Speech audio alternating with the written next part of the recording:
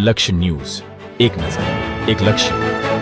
ડભોઈ તાલુકાના કુંઢેલા ખાતે આવેલી સેન્ટ્રલ યુનિવર્સિટીના કેન્ટીનમાં અશુદ્ધ ખોરાક આપતા હોવાને લઈને વિદ્યાર્થીઓ દ્વારા હોબાળો કરવામાં આવ્યો હતો.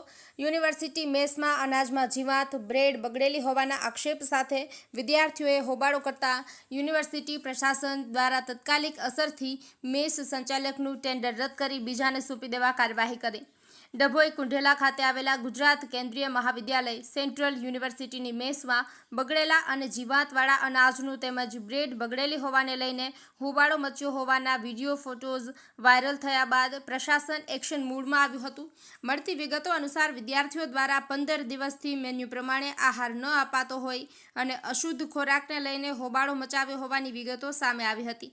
વાયરલ થયેલા ફોટોઝ અને વિડીયોને લઈને તેમજ વિદ્યાર્થીઓની રજૂઆતને ધ્યાને રાખીને તંત્ર દ્વારા યુદ્ધના ધોરણે જૂના ટેન્ડરવાળા કોન્ટ્રાક્ટરને રદ કરી બીજા કોન્ટ્રાક્ટરથી મેસ સંચાલકો બદલવા કાર્યવાહી કરી હોવાનું university PRO doctor Sunil Sharma દ્વારા ટેલિફોનિક વાતચીતમાં જણાવાયું હતું. સેન્ટ્રલ યુનિવર્સિટીમાં દેશભરમાંથી વિદ્યાર્થીઓ આવતા હોય છે અભ્યાસ અર્થે, ત્યારે શુદ્ધ આહારની માગણી કરી હતી અને જેને લઈને હોબાળો કર્યો હોવાની વિગતો સામે આવી હતી.